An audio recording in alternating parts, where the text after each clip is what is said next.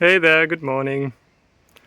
After a very, very short night, I went for a very long walk this morning in the hope of compensating somehow for the lack of sleep.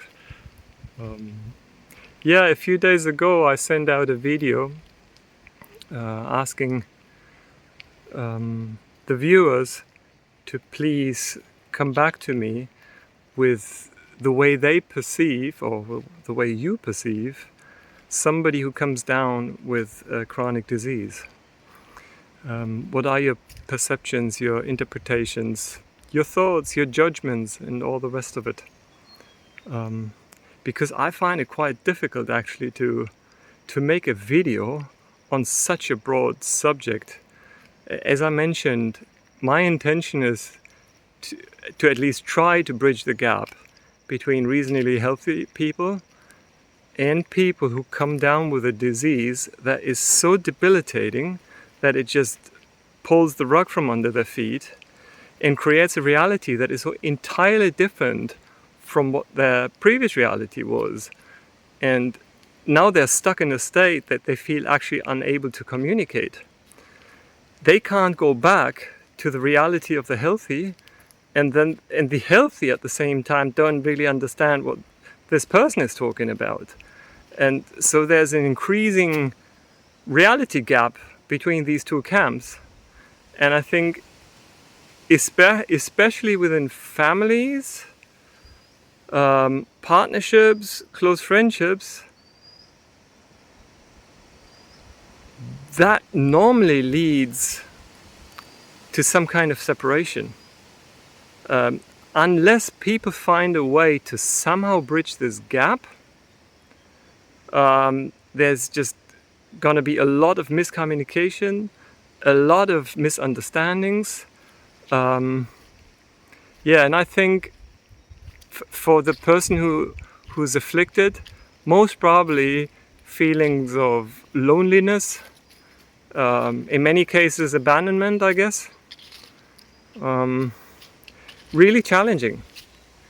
And it is also challenging for the near and dear ones accompanying person, because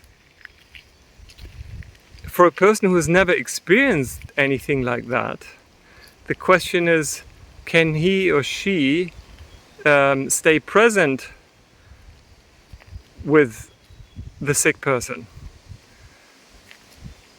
Can you hold space for that sick person? Can you even hold yourself in the face of intense suffering?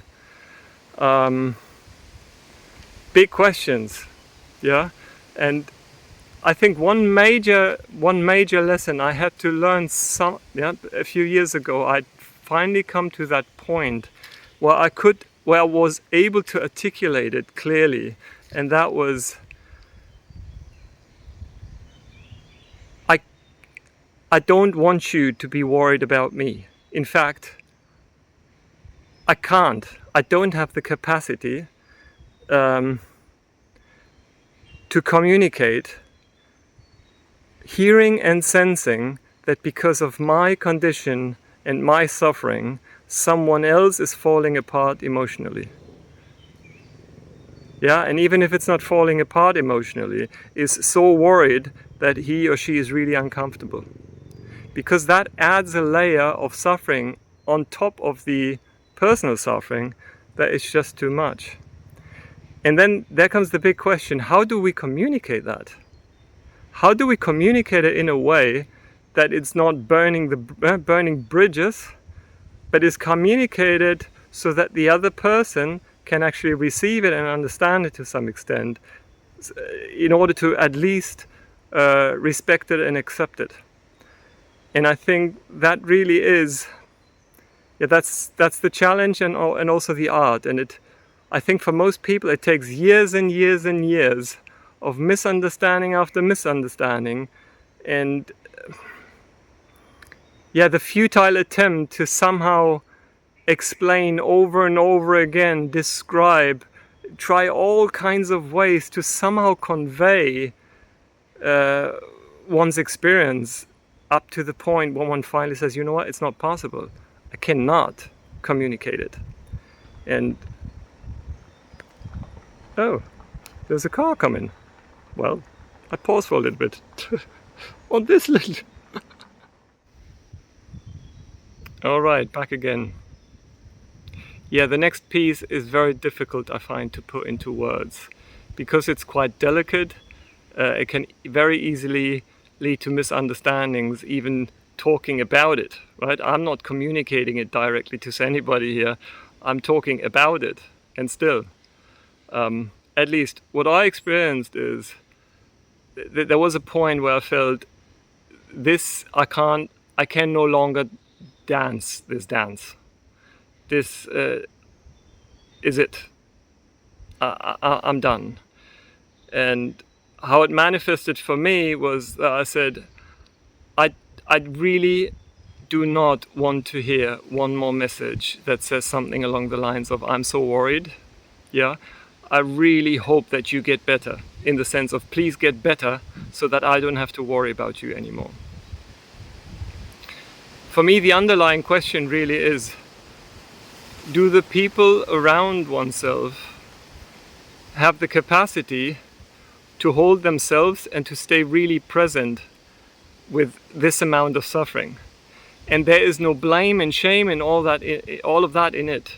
It's just, the question is very raw at some point, because if somebody does not have that capacity, then it is actually better to disconnect for some time. At least when there's a flare-up, or when there's whatever the symptoms are, right? And that is very, very counterintuitive, I find. Obviously, there might be diseases as well where that is not possible, because when people crash, they might actually need tremendous care. So that can be really complicated, I think. But my experience, at least, is if one, as the person who is afflicted, can get to a level of clarity, and then communicate it to the others, that can be so beneficial. Because otherwise, it can be like a beating around the bush that is just never quite ending, and everyone's walking on eggshells, and then there's all these words being exchanged, that there's so much between the lines, and there's so much, I don't know, charge underneath, and it's a mess. I find these things are a mess. And I think on the flip side, and that's the part of the blessing, I would say, of a disease like that, it's an invitation to become really honest, really honest, and I mean honest with regards to emotions. To really state honestly what actually is going on in oneself. And I think this is something that is so overlooked in, well, I think almost in the entire world, but certainly in Europe, where I grew up, in Germany. Because if we were able to actually communicate clearly what we are experiencing in our body,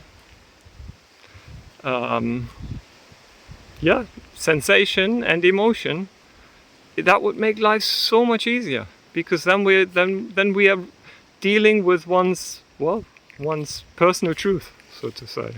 It's not objective, it's subjective, but we can't argue about emotion, right?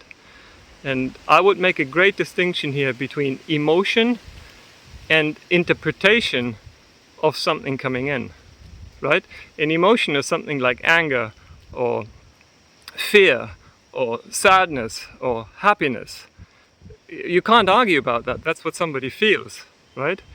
But if somebody does something and I say I feel abandoned, or I feel neglected, or I don't feel seen, or those are interpretations of something going on. And that is highly subjective, right? And they might be accurate, they might be completely inaccurate. And I think English language, at least, also is very, very confusing there, because we say I feel unseen, but unseen is not a feeling. It is my interpretation of what is happening.